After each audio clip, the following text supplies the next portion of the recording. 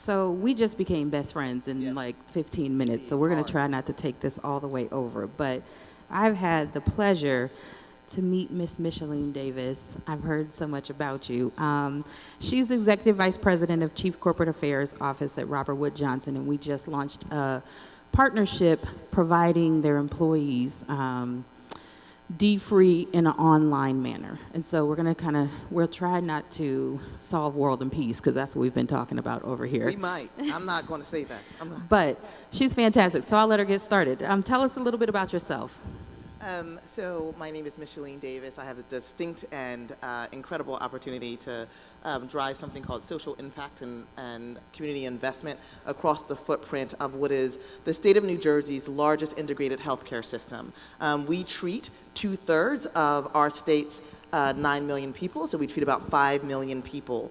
And it really, to me, is a way, and I can say it in here because I was told that this was sacred, safe space. Is it, Reverend? Is that what it is? Okay. And so it really gives me an opportunity to work within a majority corporation in order to serve vulnerable populations. Excellent. We have so much crossover, my background in banking and finance, so we had the opportunity to start talking about kind of health and wellness and finance and how those all go together. How did you initially get introduced to dfree for this partnership? Am I supposed to tell the truth? What you want me to say here? So in the state of New Jersey, you are not black or brown and not know the Honorable Reverend Soares. And so as a result, you see, give him a round of applause because, so I actually believe that I first encountered him actually in his state role as the Secretary of State. I had a background in state government, which I suppose we'll get into at some point, and knew him. I'm sorry? You can just go right into it. Oh, okay. So really came to know him in that manner. And what I will tell you is he was a perfect example of utilizing the opportunity, the God-given opportunity of that platform in order to, of course, advance positive outcomes for everyone, but he had a laser focus on the state's urban areas and vulnerable populations in a very bold and courageous way, right? Without apology at all. And so just really having that to set an example for, I think, everybody else to come through. Many moons later, I wound up serving as in state government in a variety of ways. I have a background as a trained trial litigator, and so did that for 10 years. Look, I know I don't look that well. And then, I'm sorry, Reverend, I'm sorry. And then wound up serving as CEO of the New Jersey Lottery, which we won't talk about because we're in church. And then wound up serving as well as Chief Policy Counsel to a former New Jersey governor and state treasurer, the first African American. And so as a result of that, I just always stayed in touch with Reverend Soares and certainly have watched things as they began to shift within that church atmosphere. And so if you have not had an opportunity to visit the church when he asked the question, who here has paid off their house and or their car and or their student loan, and seen the hundreds of people who jump up in order to tell that story, then you have not truly lived, right? So I've always really followed that. Having been state treasurer, it always hurt me that people were so much more enthused when they saw that I was CEO of the state lottery, because when you're the lottery commissioner, everybody's happy to see you coming, right? They think that you have a $300 million check in your pocket for that. I don't, so I don't. But when you were a state treasurer, people didn't even really understand what that meant. They didn't understand that that meant that I was managing a state pension portfolio, right? The investment portfolio of $70.4 billion. They didn't understand how that directly connected to the outcomes of their future generations. And so just the disconnect that I knew that we have within our family, immediately when he began talking about being debt-free, and then really fashioned dfree so that not just he and his, but so many others would be able to live a life free of the burden of debt, it just caught wind. Absolutely. I think Dr. Soares and I's history is a lot the same, meeting him in banking and finance, really connecting on this same passion and really being able to get ground level and do the work. And so that kind of leads us to our partnership. What do you feel, how do you feel that we're able to help your employees? I know we talked a lot about, how financial wellness ties to health and wellness and even like holistically in our communities. How do you feel about how we're going to be able to help the employees through this partnership? I actually firmly believe, i.e., there is not a shadow of doubt in my mind, that the greatest thing that RWJ Barnabas Health will do for its employees is to invest in them in this way. So let me back up for a moment because because my new BFF and I, it's bad, Rev. I'm gonna tell you right now. We're about to do some great work. It's about to be scary all up and through. So what I will tell you is that I believe that the research, the evidence, has really just been catching up to that which, Miss Mamie and our grandmothers always knew. And that is that I cannot be healthy and well if, in fact, there's no heat in my home or if I'm concerned about feeding my children, right? Right? For a long time, healthcare has literally decided to give you a prescription. I just utilized this with you and said, do not take this with grapefruit and sent you on your way. They never asked whether or not you had the means by which to fill your prescription. And they never asked whether or not you had access to fresh fruit and produce, whether or not you lived in a food desert or a food swamp, right? Right? And so what we know is that now the research evidence is that you cannot be healthy if in fact you are living under the constant of financial burden and the weathering of that additional stress. Right? What the evidence is also finally revealing is literally what the neighborhood abuela always knew too, right? That when you live under the constant of the burden of that financial hardship, there is never an opportunity to plan because the emergency is always upon you, right? Right? And pediatricians, the American Academy of Pediatric Science actually now recommends that pediatricians perform a screening not just on the health of a child, but on the financial hardship of the family of the child. Because what they have found is that if in fact the financial stress of the parent can be alleviated, then the health outcomes and the development of the child is that much better, right?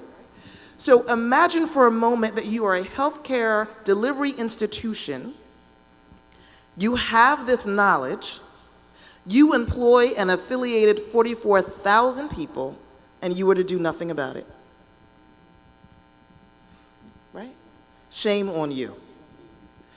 So literally making certain that our employees are treated like our first community, understanding that when you open your doors and say, come all, that they bring all of their experience with them, what we get is that those at the higher income echelon need to begin to understand full well that there's a cost of having a poverty experience. It's incredibly expensive to live in poverty, right? The payday loan discussion that we just had, we're now attacking that, right? EITC, we're now trying to attack that.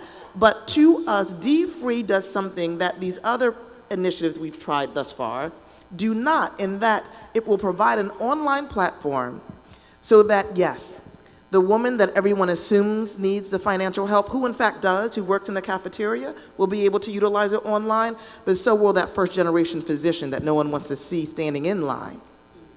Right?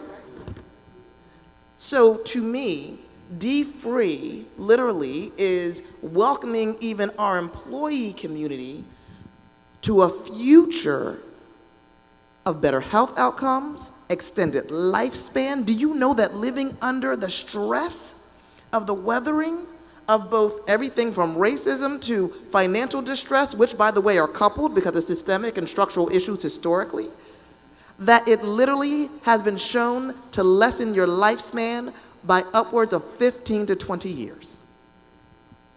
So what we're trying to do is eliminate turnover and keep some retention by keeping our employees alive with dfree. Absolutely. Yes. So One of the things we also got to talking about was really building out this partnership. We found that we have a lot of same background in corporate, and in corporate that doesn't necessarily look like us, and how we message that and how we do that. So one of the things we started talking about was leveraging this partnership not just for the curriculum, but for the resources that our team can also bring in helping Robert Wood Johnson in messaging dfree. We understand the community, how to get it down to the people versus making high-level partnerships that we might not get to. So how do you see strategizing together as far as being the employer that we can support you getting down to the employees? Oh, my word. I see it in a variety of ways. Quite frankly, as we were talking about the collaborative partnership that now exists with dfree, I don't see an area of that partnership that we should not be invoking, quite frankly, right? I think the online platform is a perfect way to begin an introduction, right, to the true curricula of how to think about life differently. But then we also began talking about wanting to make certain that we bring you in order to conduct trainings with our teams, right? One of the things that I realized that many of my, I'm going to say well-intentioned colleagues do not fully understand is that it will take more than just putting a flyer up at the elevator.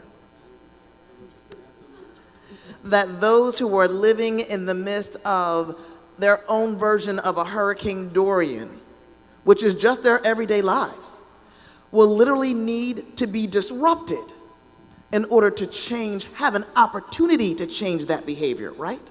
Right? Now, I serve a forgiving God and one of second chances. So this literally is, they need to be disrupted, halted, in order to say, we have a second chance, right? So in order to do that, I've already adopted my sister to come in and literally conduct a training, not with human resources, because how many of you understand that many individuals inside, I already see heads shaking like, no. How many of you are within organizations where you don't look at human resources like the ally, right? Right? And so what we have found is that those facility leaders, we call them social impact community investment leaders, at every one of our facilities, which are our hospitals. We have 11 hospitals. We have the largest integrated behavioral health network in the state. That they will come to a social impact leader, but not to HR to say, listen, I'm already working 2 jobs. I'm already picking up many more shifts than I can possibly handle, but I'm still about to lose my house and I need your help. But what you're not going to do is go to HR and say that, right? Our facility leaders are getting the folks who are coming to them and saying, listen, my immigration status might be questionable. And they look like you and me, right? Because they're from Haiti and Jamaica and Grenada and Panama and Dominican Republic, and they look just like us. And they are saying, listen, everybody's talking about Mexico, but I'm telling you, I'm concerned for me and mine. Can you help? They're not going to go to HR.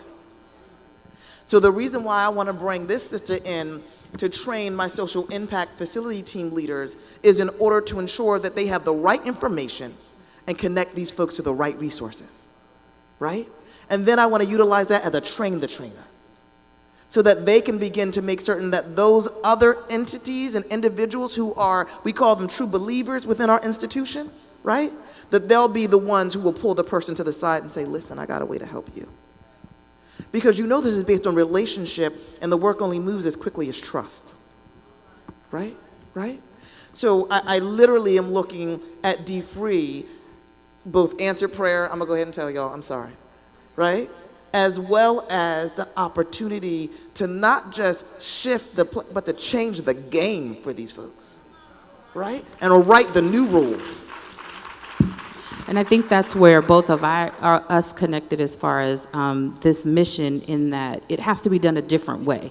It has to be done a different way than the flyer at the elevator, than giving people access. We talked about dropping it down and saying, we gave it to you. You know, we don't know why you didn't do it. That's your fault. We are trying to really infuse and make change, and that we shared that same mission with dfree. In closing, like, what would you share to inspire either folks that haven't done dfree or people that are getting financially fit, and in that health and wellness, and to kind of keep on the movement? So all of it is connected, right? We've talked about the fact that being in financial distress all the time, living paycheck to paycheck, wanting to purchase that item that you know that really, right, you do not need, that it really does contribute ultimately to your health outcomes as well, right? If you look at what your practices are right now, you know what your future is going to tell you. I'm sorry, I got that from one of his books. I'm sorry. Because you can look at your past practice. This is how he convicted me to get back to the gym.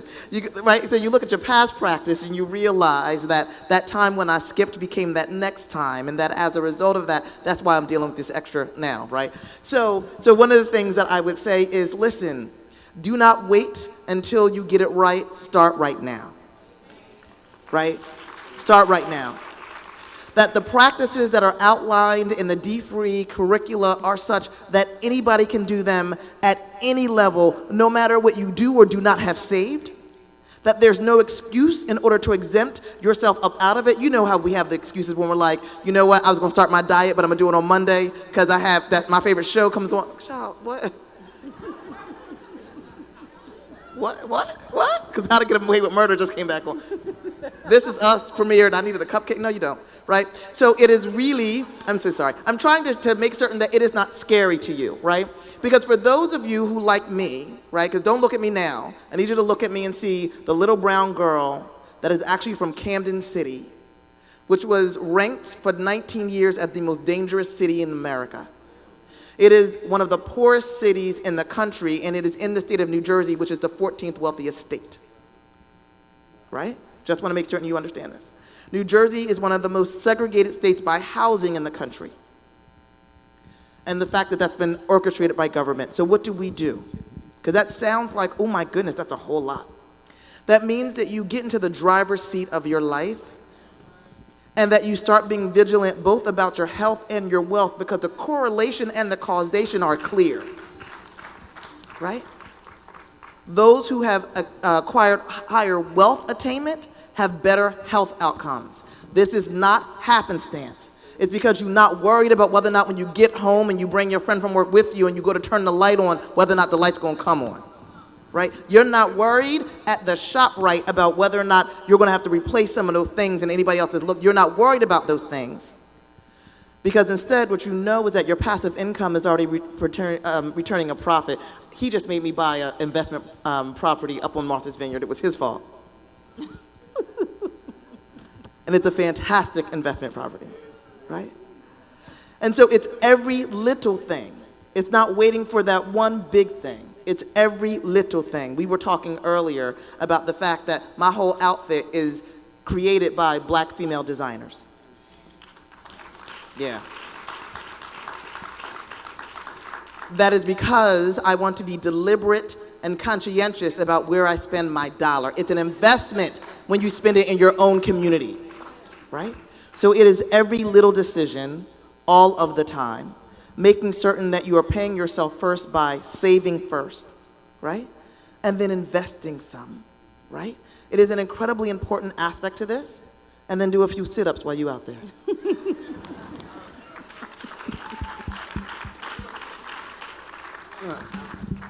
I want to say two things. First of all, Micheline is not the first African-American treasurer of the state. She's the only African-American treasurer of our state.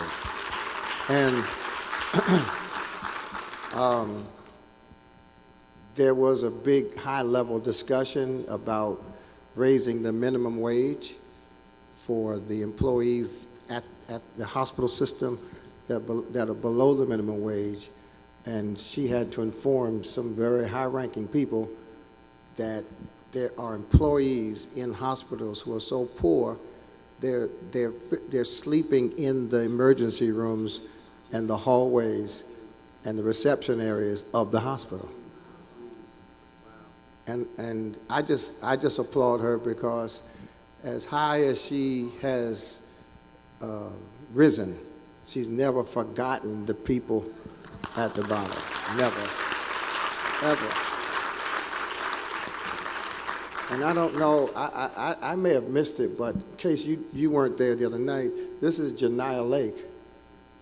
And Janiyah is the National Director for engagement and training for dfree, and she's the one that makes sure people know how to do what we do. Thank you. I think we have just a couple minutes. I want to just give, if anybody had a question or an opportunity to ask a question, because her and I will just keep talking, I think, from now on. Any questions, anything? Yes, ma'am.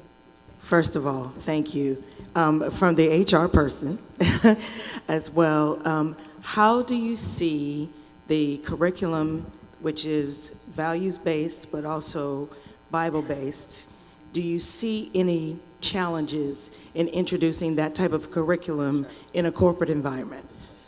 So absolutely. So two things. I should tell you this. One, my CEO actually used to refer to me as the resident reverend, right? Because it's a scripture for everything. Who was Jewish, actually. So the second thing is, despite that, we nevertheless introduced dfree to the chief HR executive because it can be customized for a corporate environment so that it is palatable for everyone, right? The value system remains the same, and this is who helped us to do that. Do you want to share anything about I was going to say, what we did, Audriette, is we've been working over the last few months. They have a customized, we've co-branded and customized an online experience just for their employees. So we've been working with a whole team of folks, and our marketing team has helped co-design so that we can get to those folks. We're really trying to avoid the elevator, flyer. We really want a campaign that speaks to the people so they feel welcome, as well as we have a digital workbook that we have customized for them. So it does share the same principles and everything in the same way, but it's delivered in a way that they wanted us to change for them. And so we were able to co-brand and do that. And if I may, let me say this. One of the reasons why I wanted to ensure that we went with dfree, right? Because there are different sort of models out there, is because it speaks directly to the individuals who are really in greatest need at exactly the way in which they need to be spoken to, right? And so, we do social impact work, but it is led by a policy arm through an equity lens. And what is required for equity is dignity. So what I didn't want was some majority organization, speaking down to individuals in any way. Rather, dfree understands what the necessities of life look like, what the struggle of life really is, speaks to them with a sense of hope and empowerment, that this is easy breezy, we can do this together. And for many of us who have been the product of transgenerational poverty, there was never a discussion in the home. Why would you talk about something you don't have? Right? As a matter of fact, it was actually considered disrespectful to raise issues of money or finance when your parents were living below the minimum wage, when they were living below a livable wage, when they were already scrounging, because who are you to ask me that? Think about it. Not your business. Right? Mind your business. That's why we were supposed to be seen and not. dfree removes all of that. And so that's why it's such a key component as a corporate partner. Excellent. Thank you. Well, that was a great question. Thank you, because that did get the opportunity to share that partnership. So thank you so much, Micheline. This has been a true blessing. I have the privilege, again, I have some great women I'm sharing the stage with this morning. So Ms. Carmen McClendon, the chair of the Delta Sigma Theta Sorority National Economic Development Committee. I'm going to just go ahead and let you introduce yourself, but tell us a little bit in your introduction about your background and what makes you really passionate about this economic development in Delta and dfree's partnership. Thank you. But first, I'd like to thank our national president and CEO of Delta Sigma Theta Sorority Incorporated, Beverly E. Smith, for allowing us to have a binding partnership MOU with dfree. Absolutely. So I want to recognize her for that, but also before, I'd like to recognize any of our sorority sisters that are in the audience. So if we have any other women of Delta, would you please stand?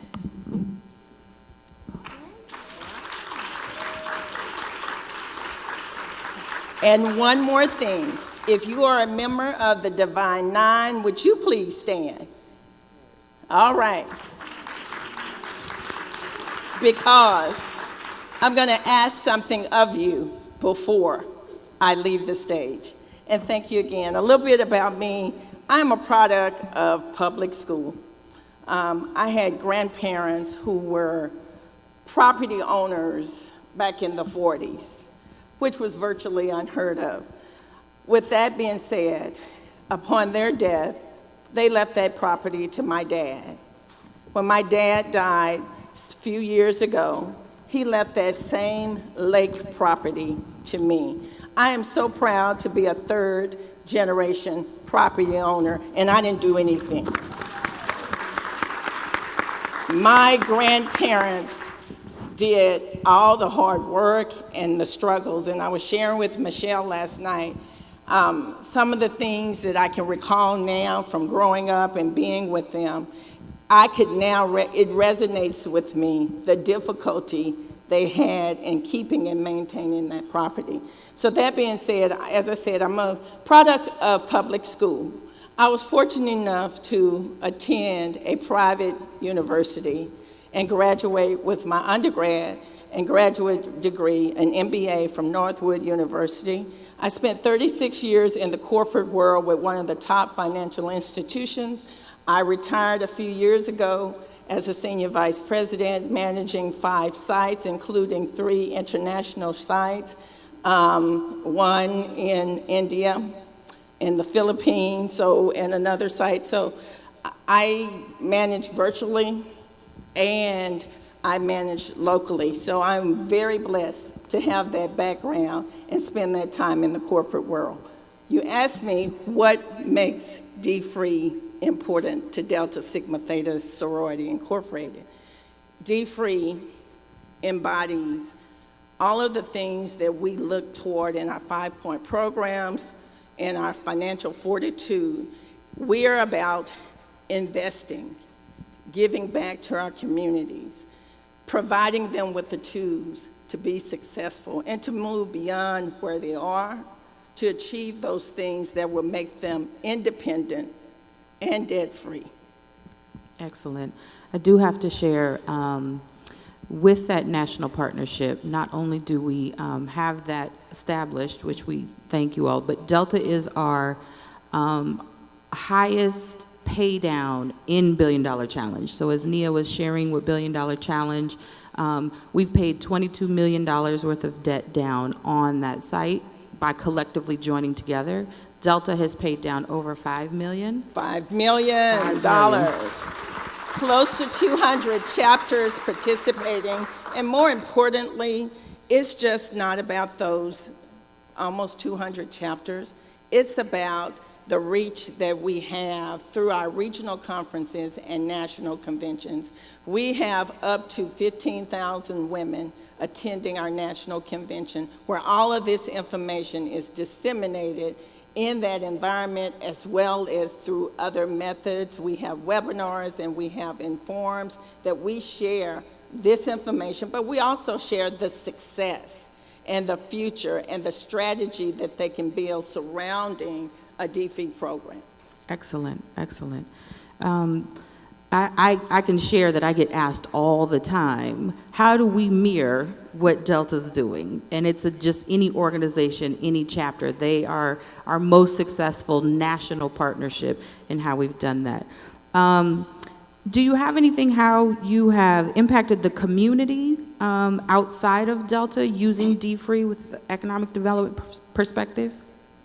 We have also, as a part of our infrastructure with dfree, sharing the information with our local chapters, we also encourage those local chapters who are working in their communities in various different environments to share that with their communities. As a matter of fact, I shared with Dr. Soares earlier, I had this fantastic idea.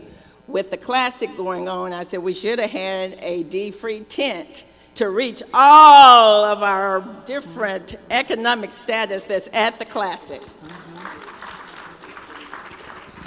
So we have shared this with our collegiates.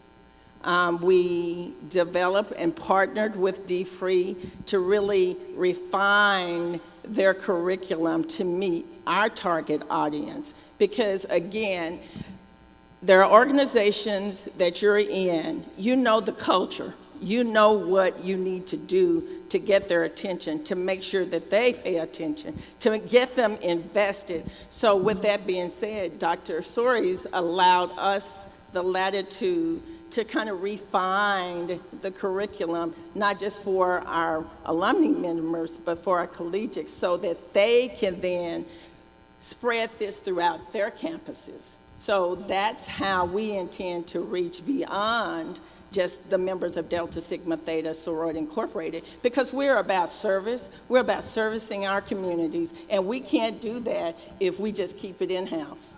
Absolutely, absolutely. So with that, I know you mentioned that there was, had the other Divine Nine stand up. Is there any tips or anything that you would share with anyone asking, when they ask us, how do we mirror the success that you have had? Do you have any tips that you would share? Call me. I'll be more than happy to help you.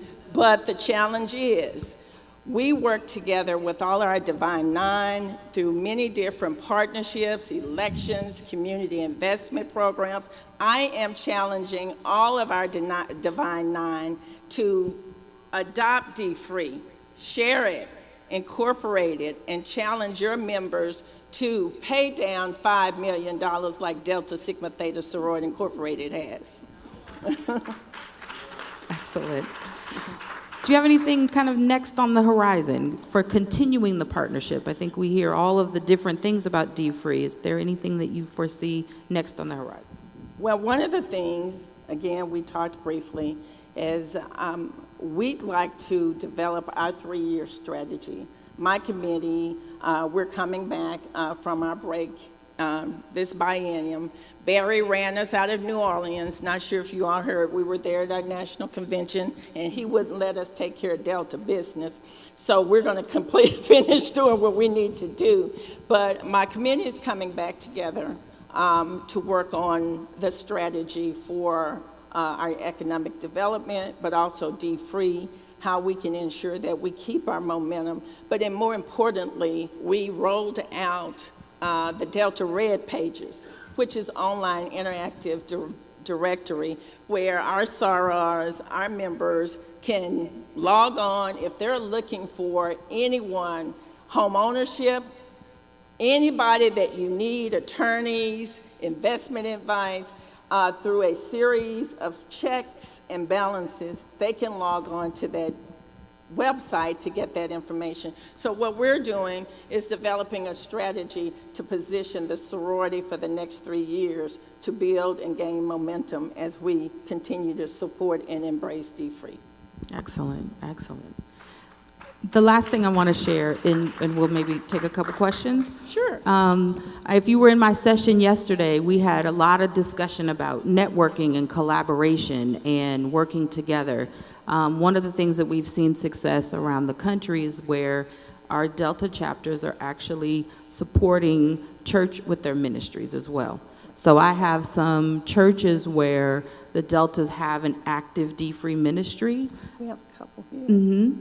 Miss Amina's here, yeah. And then the church, when they're wanting to get started, the Deltas are actually helping us to help that church launch off the ground. And so they're providing dfree programming and going to the churches and partnering with them and supporting them. So I don't want to leave where we don't look at the opportunities to collaborate those organizations together as well as they're out in the community and out there. Is there anything we missed before we take a couple questions that you just would want to share with the room to inspire anyone? I think we have covered it, but again, it's about reaching out and giving back and reinvesting in our communities. And so back to your point, we are there, we are here to support our churches and continue to promote dfree as we're out. You know, Deltas are everywhere.